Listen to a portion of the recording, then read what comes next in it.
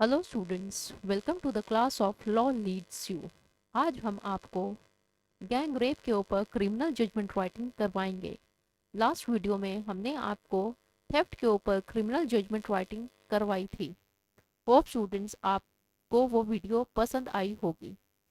इस वीडियो में हम आपको गैंग रेप के ऊपर क्रिमिनल जजमेंट राइटिंग करवाएंगे। अगर लास्ट वीडियो किसी ने नहीं देखी है तो हम उसका लिंक आपको डिस्क्रिप्शन बॉक्स में प्रोवाइड करवा देंगे, जिसे आप जाकर देख सकते हैं। तो without wasting any further time let's start the video. इसमें हम आपको यूपी का प्रीवियस ईयर का क्वेश्चन करवाएंगे। देखिए क्वेश्चन क्या है। On 15/5/2018 the victim of 14 years old girl was alone in her house। 14 years old girl अपने घर में अकेली थी, जो कहाँ पे सिचुएटेड था, लखनऊ में सिचुएटेड था। And was preparing for her examination, और अपने एग्जाम्स की तैयारी कर रही थी वो। The two accused name Dinu and Kallu were working in the house. और जो दो एक्यूज थे जिनका नाम क्या था, Dinu and Kallu, were working in the house, house में काम कर रहे थे।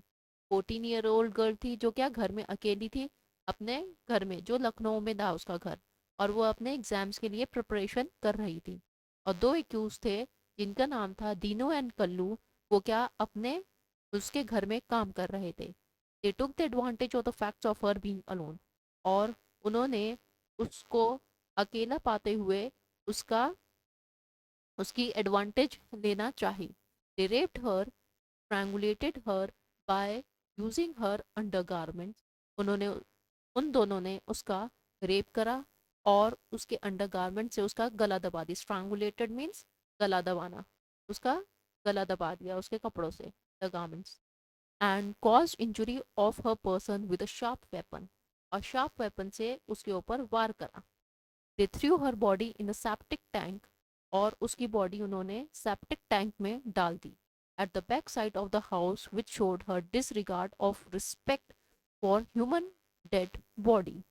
और उन्होंने उसकी बॉडी एक सेप्टिक टैंक में डाल दी जो घर के पीछे था, जिससे क्या शो करता है कि उसे उन्हें ह्यूमन बॉडी की डिसरिस्पेक्ट करी है, एक dead human body. The prosecution has demanded death penalty for them on the ground that the matter comes within the category of rarest of the rarest case। अब प्रोसिक्यूशन ने क्या demand करा है? Prosecution ने demand करा है उनके लिए डेथ पेनल्टी डिमांड करी है, क्योंकि ये मैटर जो है रेयरेस्ट ऑफ रेयरेस्ट केस में आता है। On the other hand the accused have argued against it, लेकिन दूसरी तरफ एक्यूज जो है उन्होंने इसके अगेंस्ट आर्ग्यू करा है।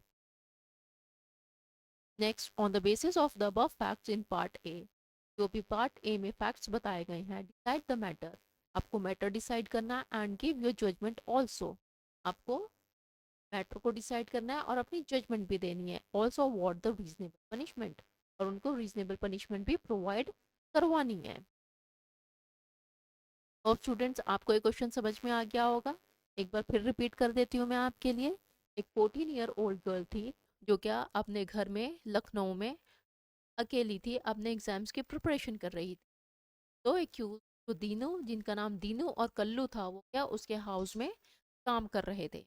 उन्होंने उसकी एडवांटेज ली और उसका रेप कर दिया, और उसके अंडरगारमेंट से उसका गला दबाया, और उसके शार्प वेपन से उसको इंजरी भी करी। और उसकी बॉडी जो है सेप्टिक टैंक में जो घर के पीछे था उसमें डाल दी। प्रोसिक्यूशन ने उसके इनके लिए डेथ पेनल्टी की डिमांड करी, क्योंकि ये case rarest of the rarest case में आता है, वेयरएज एक्यूज ने इसके अगेंस्ट आर्ग्यू किया। अब आपको इसके ऊपर एक तो चार्जेस फ्रेम करने हैं और आपको जजमेंट देनी है और पनिशमेंट भी प्रोवाइड करवानी है। अब जैसे कि आपको क्वेश्चन समझ में आ गया होगा, अब हम इसमें पहले क्या करेंगे, चार्जेस फ्रेम करेंगे। देखिए चार्जेस का फॉर्मेट मैंने आपको पहले भी बता रखा है, तो एक बार चार्जेस का फॉर्मेट दोबारा से देख लीजिए। अब देखिए, क्योंकि ये डेथ का केस है, डेथ की पनिशमेंट किस में आती है आपकी, सॉरी, क्योंकि ये आपका रेप का केस है, रेप के केस में आपको डेथ पनिशमेंट प्रोवाइड करी जाएगी। तो इसलिए ये केस जो है कौन ट्राई करेगा? कोर्ट ऑफ एडिशनल सेशन जज ट्राई करेंगे। तो इसमें आप क्या लिखेंगे यहाँ पे? The court of the court of additional session जज लखनऊ, क्योंकि इसमें डिस्ट्रिक्ट का नाम मेंशन कर रखा है क्वेश्चन पेपर में, तो आप यहाँ पे डिस्ट्रिक्ट का नाम मेंशन करेंगे लखनऊ। फिर नेक्स्ट में आपका आ जाएगा UP. Present name of the जज, नेम ऑफ द जज लिखेंगे आप यहाँ पे, नहीं है तो ऐसे ब्लैंक छोड़ देंगे। UP PCS, UP JS. Criminal case number आप इसमें ब्लैंक छोड़ देंगे क्योंकि इसमें बाद में फिल किया जाता है, तो इसमें आप कुछ नहीं फिल नहीं करेंगे। फिर लिखेंगे आप स्टेट वर्सेस। अब देखिए, अब इसमें दो एक्यूज थे, तो इसमें आप किसका नाम लिखेंगे? Dinu son of dash. वो फादर का नाम नहीं पता तो इसे आप डैश ब्लैंक छोड़ देंगे। रेजिडेंस ऑफ डैश, अब उसका रेजिडेंस नहीं पता तो ये भी आप ब्लैंक छोड़ेंगे। पुलिस स्टेशन डैश, और डिस्ट्रिक्ट आपको पता है यहाँ पे मेंशन कर रखी है क्वेश्चन में, तो लखनऊ लिखेंगे आप। फिर नेक्स्ट में आपका आ जाएगा दूसरा एक्यूज कौन था? कल्लू। कल्लू में आपका आ जाएगा Kallu son of dash, residence of dash, police station dash, district Lucknow. Same pattern दोनों का सेम होएगा। ये फॉर्मेट हो गया चार्ज फ्रेमिंग का। फिर नेक्स्ट में आपका आ जाएगा चार्ज फ्रेम करेंगे आप। अब देखिए, इसमें एक क्वेश्चन में आपने ये नोटिस करा होगा, इस क्वेश्चन में इन्होंने क्या करा है? एक तो इन्होंने क्या करा है? रेप करा है, ठीक है। फिर उसके बाद क्या करा है? मर्डर करा है। तो इसमें दो चार्जेस बनेंगे ना, इसमें रेप का चार्ज बनेगा और एक मर्डर का चार्ज बनेगा। तो इसमें आप देखिए चार्ज कैसे फ्रेम करेंगे। दो चार्जेस फ्रेम करेंगे, चार्ज हेडिंग डालेंगे यहाँ पे, आप चार्ज की ये हेडिंग डालनी है आपको। फिर नेक्स्ट में आएगा, देखिए आई डैश एडिशनल सेशन जज लखनऊ, यहाँ पे जज का नाम आएगा, क्योंकि जज का नाम मेंशन नहीं है तो आप इसको ब्लैंक छोड़ देंगे, अपना इमेजिनरी नाम कुछ भी नहीं डालेंगे। ये चीज़ मैंने आपको पिछले उसमें भी समझाई थी, तो ये चीज़ आप ध्यान रखिएगा। आई डैश एडिशनल सेशन जज Lucknow UP charge you accused Dinu son of dash and Kallu son of dash as follows, ये लिखेंगे आप। नेक्स्ट में अब देखिए, इसमें आप दो चार्जेस फ्रेम कर रहे हैं, तो फर्स्टली अब देखिए क्या लिखेंगे? Firstly that you accuse on the alleged date time and place. Date mention नहीं कर रखी इसमें, अगर डेट मेंशन होती तो आप डेट भी मेंशन करते, टाइम मेंशन नहीं कर रखा तो टाइम भी मेंशन करते, ठीक है। और प्लेस मेंशन नहीं कर रखी तो प्लेस भी मेंशन करते आप इसमें, ठीक है। वैसे उसमें घर में मेंशन कर रखे हैं वहाँ पे प्लेस लखनऊ, तो वो मेंशन कर सकते हैं आप इसमें। Rape the prosecutrix under, rape करा है प्रोसिक्यूट्रेस का under 16 years of age, 16 years of age girl का रेप करा है। Acting in furtherance of common intention, act करा है उन्होंने furtherance of common intention, and they were committed an offence of gang rape, और उन्होंने कौन सा ऑफेंस करा है? गैंग रेप का ऑफेंस करा है। गैंग रेप के क्यों हुआ ये? रेप इसलिए हुआ क्योंकि दो लोग इन्वॉल्व थे इसमें, कौन कौन थे? एक दीनू था और एक कल्लू था। पनिशेबल अंडर सेक्शन 376 DA, जैसे कि आपको पता है गैंग रेप कौन किस में पनिशेबल है? Under section 376 DA of IPC 1816 and is with in the cognizance of this court. ये लाइन आपको जरूर लिखनी है, and is with in the cognizance of this court, से बिल्कुल भी स्किप मत करना, छोड़ना मत, ये बहुत इंपॉर्टेंट लाइन है। फर्स्ट चार्ज फ्रेम हो गया गैंग रेप का, सेक्शन 376 DA। नेक्स्ट आप लिखेंगे सेकेंडली, अब देखिए सेकंड ऑफेंस उन्होंने क्या किया? That you accuse person in furtherance of common intention and each intentionally cause the death of prosecutrix. अब क्या करिए उन्होंने? रेप करने के बाद उसकी डेथ कर दी ना, उसका गला दबा दिया, उसे उसकी डेड बॉडी सेप्टिक टैंक में फेंक दी थी। Cause the death of the prosecutrix by strangulating her, उसका गला दबाकर, and causing injury on her with a sharp weapon, और उसके ऊपर शार्प वेपन से वार करा था। And thereby committed an offence of murder, इसलिए उन्होंने कौन सा ऑफेंस करा है? मर्डर का ऑफेंस करा है।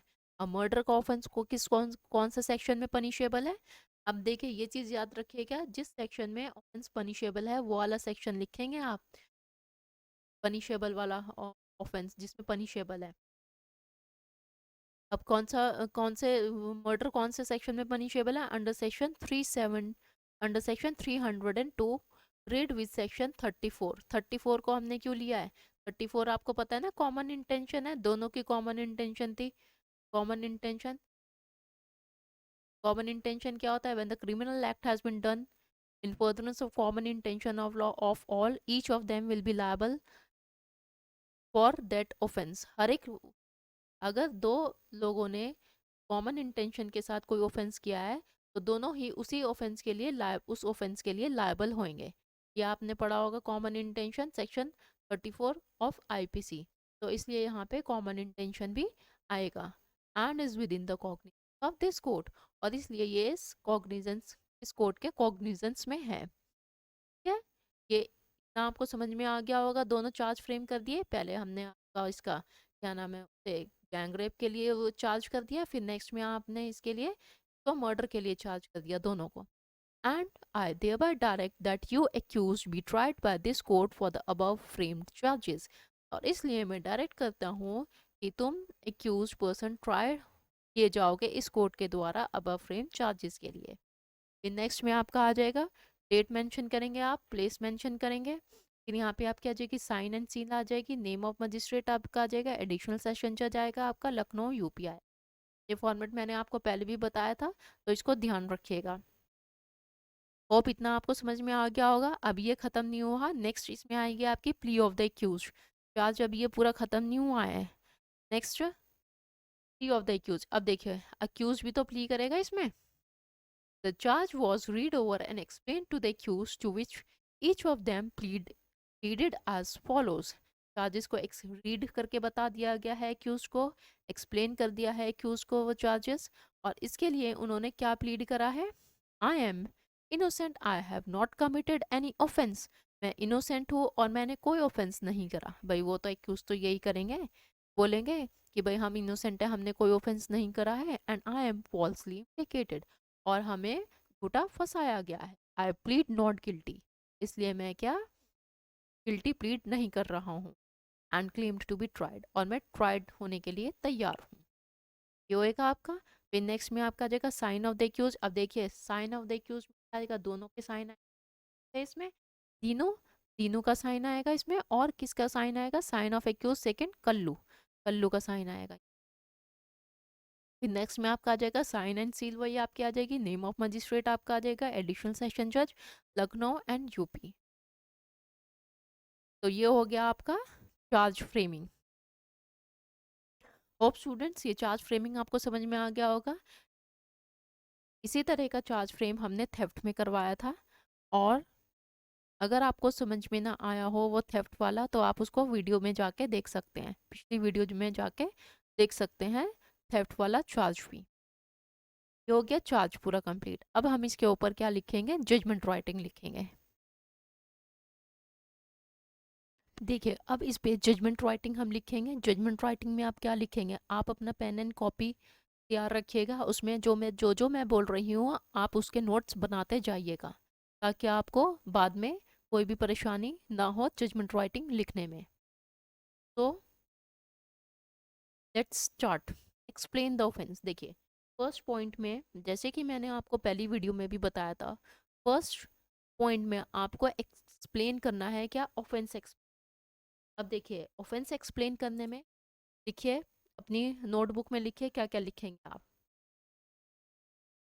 देखिए ये लिखेंगे आप, in the instant case the accused person namely Dino and Kallu were charged under section 376 DA and 302 read with section 34 of IPC। देखो इस केस में एक्यूज पर्सन जो कौन कौन थे? दीनू एंड कल्लू, उनको चार्ज किया गया है कौन से सेक्शन के अंडर में? 376 DA, that is rape, gang rape, and 302 read with section 34 of IPC, murder के लिए, for having committed in the furtherance of common intention gang rape and murder of the victim. और उन्होंने कौन सा offence करा है? Gang rape और murder करा है विक्टिम का। Since the charged offense were exclusively triable by the court of session, अब देखिए ये चीज याद रखिएगा, पहले इसमें क्या होएगा, ये जो इसमें आप आएगा, ये ऑफेंस क्या है, कौन ट्राई करेगा, कोर्ट ऑफ सेशन ट्राई करेगा। The case was committed by the magisterial court, और कोर्ट ऑफ सेशन को केस कौन कमिट करता है, मजिस्ट्रेट करता है ना, magistrate court, court of session को ये कमिट करता है केस, तो ये वाला पॉइंट आप लिखेंगे। The charge offence were exclusively triable by the court of session, the case was committed by the magisterial court where the charge was filed by the police, charge sheet was filed by the police। पहले तो सीधा direct court of session में थोड़ी जाते हैं, पहले आप magistrate court में, मजिस्ट्रेट कोर्ट में पुलिस क्या चार्ज शीट फाइल करेगी, चार्जशीट फाइल करेगी, चार्जशीट फाइल करने के बाद कोर्ट को लगेगा कि ये केस मैं नहीं ट्राई कर सकता, मर्डर और उसका रेप का केस है, तो ये केस किसको कमिट कर देगा, कोर्ट ऑफ सेशन को कमिट कर देगा। ठीक है, ये आप लिखेंगे इसमें। After compiling with the provision of section 207 of the CRPC में मेंशन करेंगे आप, इसमें कौन सा इन्होंने सारे वो कंप्लायंस कर लिया 207 ऑफ CRPC के सारे प्रोविजंस को कंपाइल कर लिया। 207 जैसे कि आपको पता है CRPC का क्या है, तो एक्यूज को सारे कॉपीज वगैरह, सारे डॉक्यूमेंट्स वगैरह प्रोवाइड कर दिए हैं। FIR की कॉपी हो गई, मेडिकल एग्जामिनेशन की रिपोर्ट हो गई, या फिर क्या आपके एक्यूज की एग्जामिनेशन रिपोर्ट हो गई, सारे जो वो क्या नाम है डॉक्यूमेंट्स है वो फ्री ऑफ कॉस्ट एक्यूज को प्रोवाइड किए जाते हैं, free of cost copy provide करी जाती है 207 में of the CRPC, and was allocated to this court for the trial for this triable as per law। और क्या, कोर्ट को ये सारे डॉक्यूमेंट्स को क्या कर दिया गया है, भेज दिया गया है। तो एक्सप्लेन द ऑफेंस में बस इतना ही आएगा। एक्सप्लेन द ऑफेंस में क्या आएगा, पहले आप एक्सप्लेन करोगे, एक्सप्लेन द ऑफेंस में क्या आएगा, पहले आप एक्सप्लेन करोगे ऑफेंस को। एक्सप्लेन कैसे करोगे, पहले चार्ज करोगे दीनू और कल्लू को, किसमें, सेक्शन 376 DA और 302 read with section 34 of IPC में, ये पॉइंट मेंशन करोगे इसमें चार्ज किया गया है। और क्योंकि उनकी इंटेंशन क्या थी, किसके लिए किया गया है आपको, रेप के लिए किया गया है उनको, प्लस मर्डर के लिए चार्ज किया गया है, ये एक्सप्लेन करोगे आप इसमें, जैसे कि आपने चार्ज में एक्सप्लेन करा था। फिर इसमें क्या लिखेंगे आप, फिर ये ऑफेंस कौन कौन ट्रायबल करेगा, कोर्ट ऑफ सेशन, और मजिस्ट्रेट कोर्ट ने इसको,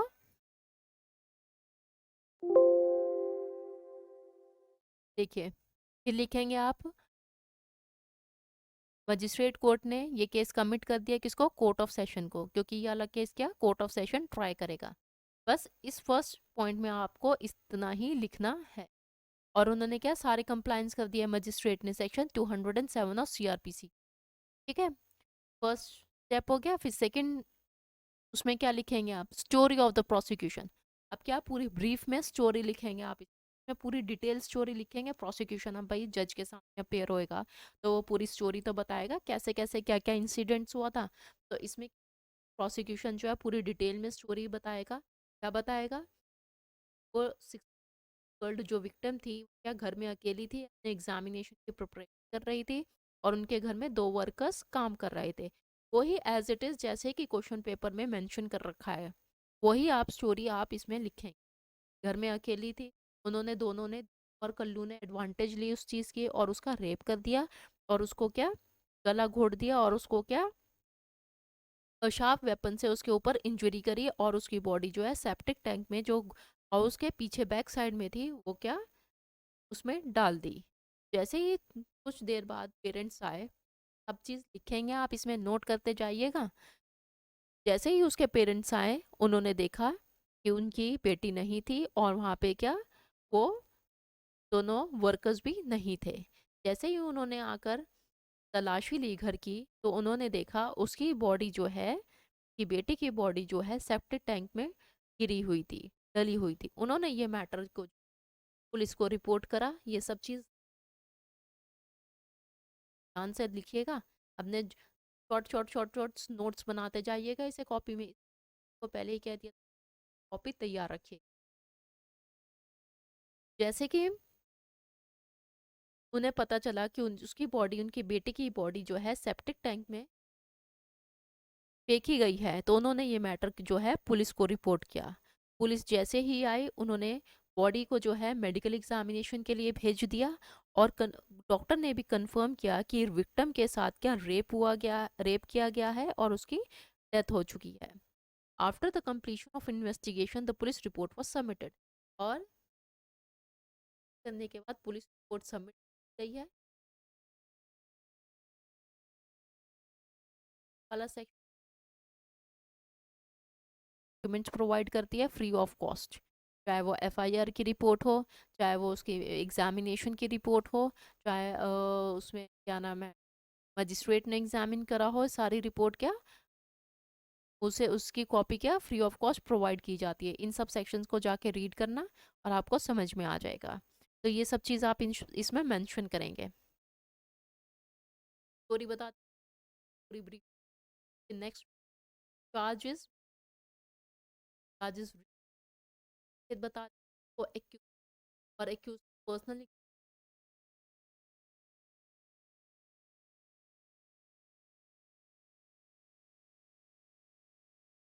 में मेंशन करेंगे थर्ड पॉइंट में। फिर फोर्थ पॉइंट में क्या मेंशन करेंगे आप? फोर्थ पॉइंट में मेंशन करेंगे आप आर्ग्यूमेंट हर्ड एंड रिकॉर्डेड, दोनों तरफ के आर्ग्यूमेंट सुने गए और उनको रिकॉर्ड कर लिया किसने? मजिस्ट्रेट ने। देखो इसमें क्या लिखेंगे आप? Arguments were advance from both the sides at length. I have carefully persuade the record and heard the argument. ये चीज़ आप इसमें दोनों तरफ के आर्ग्यूमेंट्स हो गए हैं और दोनों तरफ के आर्गुमेंट सुने गए हैं। और सुनने के बाद मैंने केयरफुली उन आर्गुमेंट्स को रिकॉर्ड कर लिया, रिकॉर्ड कर लिया है मजिस्ट्रेट ने। ठीक है, रिकॉर्ड कर दिया आर्गुमेंट। अब देखो, अब जो है पॉइंट नंबर 5 का अब ऑफ प्रूफ के ऊपर है, प्रोसिक्यूशन के ऊपर है कि वो इस चीज सब चीज को प्रूव करे, सारे एविडेंस लेकर आए, सबके एविडेंस है अगर उसके पास तो एविडेंस लेके आएगा प्रोसिक्यूशन, सब चीज़ लेकर आएगा कोर्ट के पास। अब देखिए state section 101 of Indian evidence act. Evidence act क्या है? Burden of proof. Burden of section section 101 of Indian evidence act. Evidence act क्या है? Burden of proof. Burden of proof के ऊपर होएगा, प्रोसिक्यूशन के ऊपर होएगा। अब ये प्रूव कि ये मर्डर उन्होंने ही करा है। ठीक है, ये आप बताएंगे, पहले ये मेंशन करेंगे। फिर सेक्शन 7 भी मेंशन करेंगे इंडियन। सेक्शन 7 क्यों मेंशन करेंगे इसमें इंडियन एविडेंस एक्ट का? प्रोसिक्यूशन बताएगा ना, पूरी स्टोरी बताएगा कि वो घर में अकेली थी और उसने एडवांटेज ली। लिंक करोगे ना आप सेक्शन आईपीसी का, इंडियन एविडेंस एक्ट का। सेक्शन 7 कौन सा है इंडियन एविडेंस एक्ट का? Occasion, cause and effect. Section 7 of Indian evidence act shows the occasion, cause and effect। Occasion, cause and effect क्यों रिलेट हो रहा है इस क्वेश्चन से? ओकेजन मतलब जो दीनू और कल्लू थे उन्होंने उस ओकेजन का, कौन सी ओकेजन का? क्योंकि वो घर में लड़की अकेली थी, एग्जाम की प्रिपरेशन के लिए रुक गई थी, इसलिए उन्होंने उस ओकेजन का फ़ायदा उठाया और उसका रेप कर दिया। तो इसलिए आप सेक्शन 7 मेंशन करेंगे इंडियन एविडेंस एक्ट का। ठीक है, इतना समझ में आ गया होगा। अब देखिए, ये मेंशन करने के बाद आप क्या करेंगे? अब के पास हाँ ओकेजन, कॉज एंड इफेक्ट ही आपका आ गया। फिर नेक्स्ट में आप आ जाता है, इसमें आप फर्दर प्रोसीड करेंगे। अब देखिए विटनेस का एग्जामिनेशन होएगा। अब विटनेस, फर्स्ट विटनेस बनेगा PW1। PW1 से ही डिनोट करेंगे आप। फर्स्ट विटनेस कौन होएगा? Father of the victim. जैसे ही वो घर पे आए, अब फादर बताएगा, जैसे ही वो घर पे आए उन्होंने देखा कि डॉटर नहीं थी और दो एक्यूज भी नहीं थे, जो वर्कर थे वो भी उन्होंने घर में नहीं थे। वो अब वो फादर बताएगा भाई उसने आके क्या क्या देखा फादर ने। दोनों घर में नहीं थे। जब उन्होंने सर्च करी, ये सब चीज़ लिखेंगे आप इसमें। जब उन्होंने सर्च करी तो उन्होंने देखा कि उनकी बॉडी, उनकी बेटी की बॉडी नहीं थी। सर्च करने के बाद बेबी, उनकी डॉटर की बॉडी जो है सेप्टिक टैंक में पाई गई। जैसे ही उन्होंने ये सब चीज़ देखी तो उन्होंने इमीडिएटली पुलिस को इन्फॉर्म करा। पुलिस को इन्फॉर्म करने के बाद उन्हें, पुलिस ने सर्च करी और बॉडी को मेडिकल एग्जामिनेशन के लिए भेज दिया गया। मेडिकल एग्जामिनेशन में ये प्रूव हो गया कि उसका रेप किया गया है और उसका मर्डर कर दिया गया है। तो father first victim, victim father का एग्जामिनेशन होएगा। फादर पूरा बताएगा ना भाई, मजिस्ट्रेट को बताएगा, मजिस्ट्रेट के आगे कि मतलब ऐसे ऐसे हुआ, मैं वहाँ पे आया, वहाँ पे उसको उसकी बेटी की बॉडी नहीं मिली। ये सब चीज़ आप इसमें लिखेंगे, ठीक है। फिर नेक्स्ट कौन सा एग्जामिनेशन, किसका एग्जामिनेशन होएगा? PW2। PW2 से ही मेंशन करेंगे इसमें मदर। PW2 दूसरा विटनेस कौन है आपकी? मदर आपकी आ जाएगी PW2। मदर भी आपकी यही बताएगी जो फादर ने बताया है, ये भी आप मेंशन करेंगे, दोनों की टेस्टिमनी अनकॉरोबरेटेड। फिर नेक्स्ट किसका एग्जामिनेशन होएगा, किसका एविडेंस लिया जाएगा? ये आप चाहे पॉइंट्स बना के लिख सकते हैं। जैसे फिफ्थ पॉइंट में आपने PW1 में, फिफ्थ पॉइंट में, फिफ्थ पॉइंट में आप एक तो ये सेक्शन मेंशन कर देंगे इंडियन एविडेंस एक्ट के 101 सेक्शन 7, और फिर PW1 मेंशन कर देंगे, PW2 का एग्जामिनेशन मेंशन कर देंगे, फिफ्थ पॉइंट, ठीक है। फिर नेक्स्ट में आपका आ जाएगा PW3 का, आप फिफ्थ सिक्स्थ पॉइंट बना दीजिए। सिक्स्थ पॉइंट में आप PW3 बना दीजिए। PW3 कौन हो जाएगा? IO means investigating officer. अब फादर का एग्जामिनेशन, मदर का एग्जामिनेशन हो गया, अब क्या आएगा? Investigating officer. इन्वेस्टिगेटिंग ऑफिसर भी तो क्या हुआ वहाँ पे? जैसे ही इन्वेस्टिगेशन, अब इन्वेस्टिगेटिंग ऑफिसर बताएगा जैसे ही वो वहाँ पे पहुंचा तो उनकी बेटी की बॉडी जो है सेप्टिक टैंक में पड़ी हुई थी। जैसे ही उन्होंने देखा तो उसे मेडिकल एग्जामिनेशन के लिए भेज दिया गया। और मेडिकल एग्जामिनेशन के लिए जब भेज दिया गया तो उस मेडिकल एग्जामिनेशन में जो है उसकी जो है डेड पाई गई और उसका रेप पाया गया रिपोर्ट में। ये सब चीज़ मेंशन करेगा इन्वेस्टिगेटिंग ऑफिसर। और इन्वेस्टिगेटिंग ऑफिसर अब क्या प्रोवाइड करेगा एविडेंस के तौर पे? क्या प्रोवाइड करेगा? Exhibit P1। Exhibit P1 means arrest memo. ये भी आप इसी पॉइंट में मेंशन करेंगे। Exhibit P1 arrest memo. जैसे ही उन्होंने देखा उन्होंने उसको क्या, दोनों ही एक्यूज को अरेस्ट कर दिया। अरेस्ट मेमो दिखाएगा ना इन्वेस्टिगेटिंग ऑफिसर, अरेस्ट मेमो दिखाएगा, ठीक है। फिर ये सब चीज़ इसमें मेंशन करेंगे आप पॉइंट नंबर 6 में। PW3 इन्वेस्टिगेशन ऑफिसर हो जाएगा। इन्वेस्टिगेटिंग ऑफिसर क्या प्रोड्यूस करेगा as an evidence? Arrest memo. Arrest memo उनको जो उसने अरेस्ट कर लिया था, ठीक है। ये आपका आ गया। फिर आप क्या सेवन्थ पॉइंट में, रुकिए मैं इसको वो कर देती हूँ इरेज, पिच पिच हो गई आप। मेंशन करेंगे सेवन्थ पॉइंट में, आप मेंशन करेंगे PW4। PW4 कौन हो जाएगा आपका? डॉक्टर। अब डॉक्टर को बुलाया जाएगा।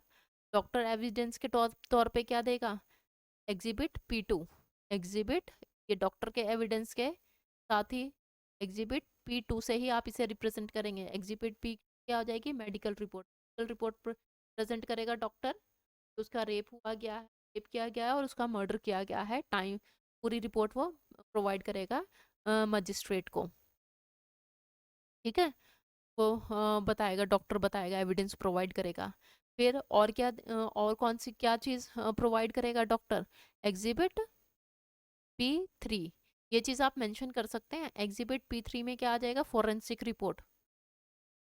फोरेंसिक रिपोर्ट, फोरेंसिक रिपोर्ट भी तो भाई प्रोवाइड कराएगा। उनके फिंगरप्रिंट्स आपके आ जाएंगे एक्यूज के, ठीक है। उनके और जो एविडेंसेस हैं जैसे बालों का, वो आपका आ गया कि सारे वो जो फॉरेंसिक वाले आते हैं ना, पूरी सर्च करते हैं, सारे सारे सबूत इकट्ठे करते हैं, वो रिपोर्ट प्रेजेंट की जाएगी।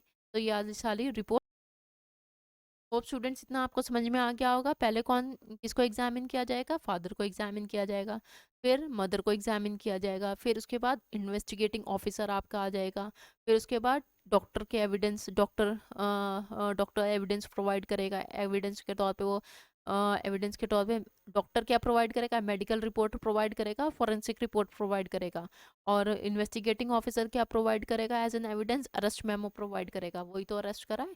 तो ये अरेस्ट मेमो जो है, आप जब इसका क्या नाम है, इन्वेस्टिगेटिंग ऑफिसर का एग्जामिनेशन होएगा तब लिखेंगे, और जब डॉक्टर का एग्जामिनेशन होएगा तो वो मेडिकल रिपोर्ट और फोरेंसिक रिपोर्ट का आप मेंशन करेंगे। होप स्टूडेंट्स इतना आपको समझ में आ गया होगा। पॉइंट, फिफ्थ पॉइंट में आप आ जाएगा फादर एंड मदर। पॉइंट में आप आईओ। Seventh point doctor. ठीक है, अलग अलग पॉइंट। नेक्स्ट पॉइंट आ जाएगा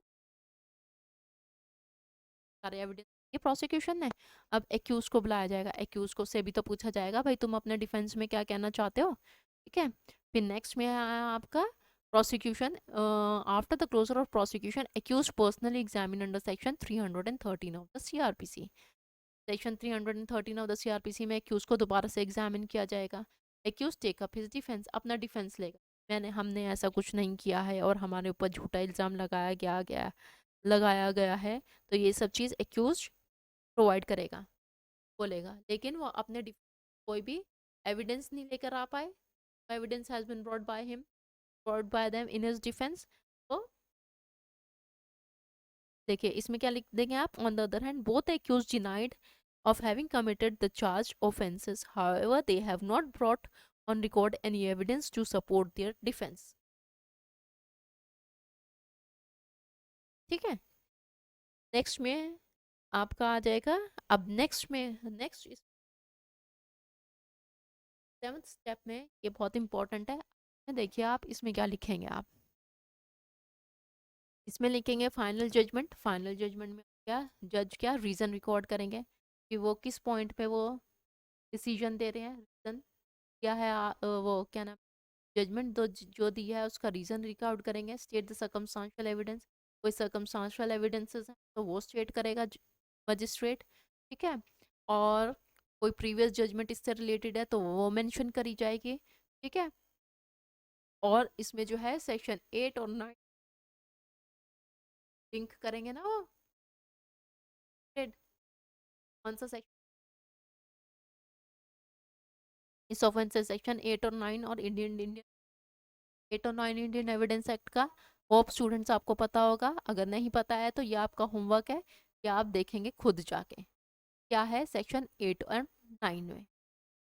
ठीक है, फिर नेक्स्ट में आपका आ जाएगा। अब देखिए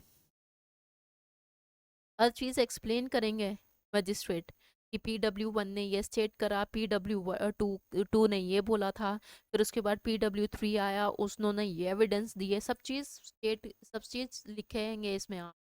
ठीक है, PW3 ने ये स्टेट करा, फिर PW4 आया था, उनकी मेडिकल एग्जामिनेशन रिपोर्ट लेकर आया।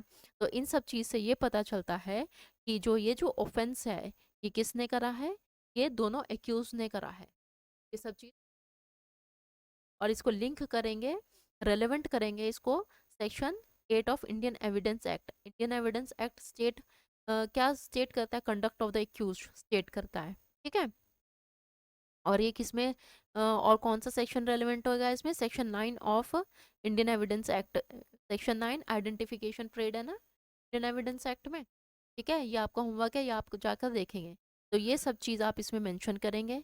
तो इन सब चीज़ों को, एविडेंसेस को देखते हुए ये पता चलता है कि ये ऑफेंस जो है किसने करा है? एक्यूज ने करा है। ये ऑफेंस एक्यूज ने करा है, और क्योंकि एक्यूज की तरफ से कोई भी ऐसे एविडेंस नहीं दिए गए हैं तो इसलिए उनको कॉन्विक्ट किया जाता है। और हाँ, इसमें प्रीवियस जजमेंट में अगर कोई आपको प्रीवियस जजमेंट बताए तो वो मेंशन कर देंगे। ठीक है, फिर नेक्स्ट में आपका आ जाएगा।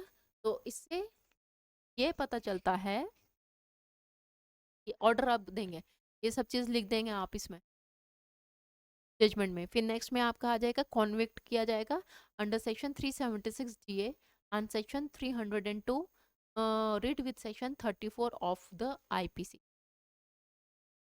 एक्यूज को कॉन्विक्ट किया गया है under section 376 GA and under section 302 read with section 304 of the IPC for having committed the rape and murder of the victim. क्या आप इसमें आप कौन सा पॉइंट लिखिए? From the above observation and discussion this court concludes that the prosecution has fully discharge it's burden beyond any reasonable doubt. Hence, the accused stand convicted under section 376A and section 304B read with section 34 of IPC। बस 8th point में आप इतना mention करेंगे। फिर next 9th point में आपका आ जाएगा, देखिए 9th पॉइंट में क्या लिखेंगे आप? The accused shall execute the bail bond with sureties under section 437A of the CRPC। भाई बेल बॉन्ड भी तो भरा जाएगा, श्योरिटी भी तो आएगी उसके भी हाफ पे उसको, अगर वो श्योरिटी भी तो अपना देगी क्या के ऊपर इसको रिलीज कर दिया जाए, क्या है? तो श्योरिटी बेल बॉन्ड भरेगी इसमें under section 376, sorry under section 437A of the CRPC to ensure that his presence in the appellate court. कि उसके ये इंश्योर करेंगे कि उसके अब वो अपेलेट कोर्ट में अपेयर होएगा। It shall remain valid for 6 month, और ये क्या रहेगा? वैलिड रहेगा 6 months तक। On furnishing the same the previous bail bond shall be stand cancelled. और जब अगला बेल बॉन्ड फर्निश कर दिया जाएगा, अगला बेल बॉन्ड कर दिया जाएगा, bail bond previous bail bond क्या हो जाएगा? कैंसल्ड हो जाएगा। इस बेल बॉन्ड शैल स्टैंड कैंसल्ड। होप स्टूडेंट्स आपको ये सब चीज़ समझ में आ गई होगी। नेक्स्ट में आप क्या लिखेंगे? ये दे दिया ऑर्डर जज ने। फिर नेक्स्ट में आपका आ जाएगा डेट मेंशन करेंगे आप इसमें, डेट मेंशन करेंगे, साइन एंड सील द जज, नेम डेट, एडिशनल सेशन जज लखनऊ यूपी। क्या ये सब आपका एक ही पॉइंट? क्या फिर नेक्स्ट में क्या लिखेंगे? The judgment is dated signed and pronounced by me open court. Judgment dated signed और मेरे द्वारा प्रोनाउंस ओपन कोर्ट। फिर डेट लिखेंगे आप, फिर दोबारा से आप लिखेंगे in name the magistrate additional session जज एंड लखनऊ आप मेंशन। तो स्टूडेंट्स ये था आपका क्रिमिनल जजमेंट राइटिंग ऑन।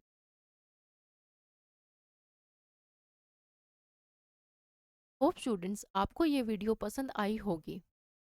अगर आपको ये वीडियो पसंद आई हो तो इसे लाइक और शेयर अपने दोस्तों के साथ ज़रूर शेयर करें, और मेरे चैनल को सब्सक्राइब करें ताकि आने वाली वीडियो आपके पास पहुंच सके। नेक्स्ट वीडियो में हम आपको डावरी डेथ के बारे में बताएंगे, criminal judgment writing dowry death के बारे में बताएंगे। Thanks for watching this video students.